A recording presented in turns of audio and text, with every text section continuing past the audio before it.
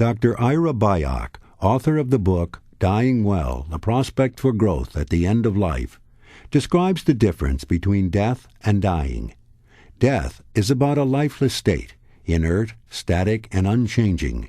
But the term dying describes a specific time of living, the months and moments toward the end of one's life. Dr. Byock uses the term dying well to describe the sense of a living experience where conversations can still be had, where emotional wounds can be mended, and where values can become crystal clear. This includes addressing issues of forgiveness, appreciation, love, and saying goodbye. The experience of dying well may not suit everyone, and there surely are many good reasons for some of us to fight off impending death. No judgments are being made if this is what is right for you. But dying also can be peaceful and dignified and viewed as a normal and natural process. Let's join Lupe, a hospice nurse, as she teaches a session on symptom control when someone is dying so that the person is as comfortable as possible. First, I'd like to thank you all for coming to another session on what to expect in the last months of life. Sometimes talking about what we're afraid of, taking these things apart and looking at them in a factual way can make us more comfortable and less fearful. In this way, the unknown becomes known to us.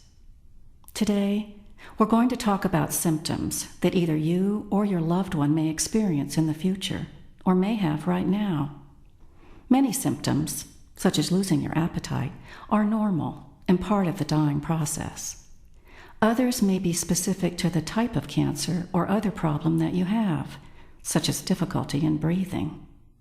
My hope is that you will learn about what to expect while dying and what you might be able to do in order to feel more comfortable. Let's start by saying that symptoms are not only physical, those that impact the body, but they can also be emotional or spiritual. Our first task is to identify the symptom. Then we can discuss ways to deal with it. So, who would like to describe a symptom they're having or are concerned about? Or what are your fears? I'm really afraid of pain. My aunt died of cancer and had a lot of pain, but no one talked about it back then.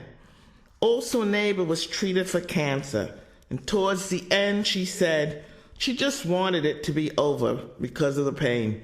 We all felt so helpless around them, and we never knew what to do.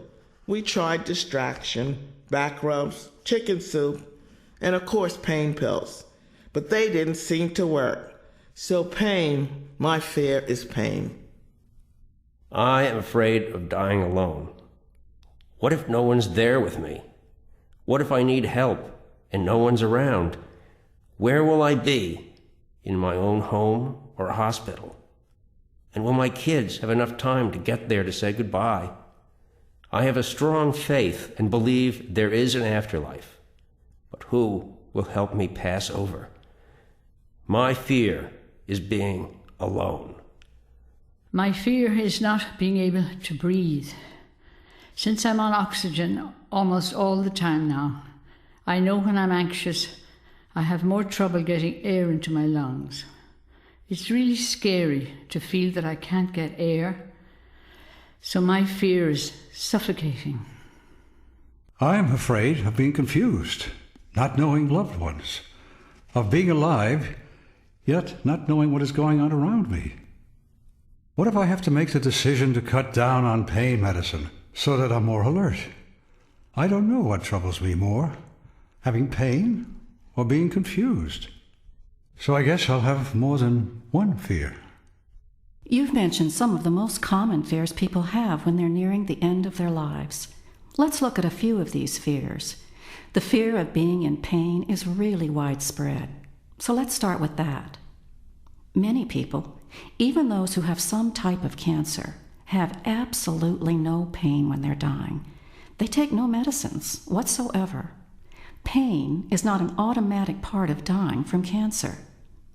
At the other end of the spectrum, many people who are dying do have pain, yet do not get adequate pain control. There are many reasons for this, such as You don't want to take too much medicine in case your pain gets worse later on and you think you'll need a higher dose. You feel that if your doctor thought you needed more medicine, he or she would order it, so you don't ask for more. You don't want to sleep too much or get confused with the amount of medicine you need for total pain relief. You, or your family, or even your doctor, are afraid you will get addicted. You're afraid that too much pain medicine, especially morphine, will hasten your death. What I want you to take away from this session is this: something can be done about all pain. There are many different types of pain, and there are many types of pain medicine. Doctors and nurses and those who work in palliative care and hospice know how much medicine is enough and how to combine drugs and other methods to relieve your pain. Often, people don't get referred to hospice until a few weeks, days, or even hours before their death.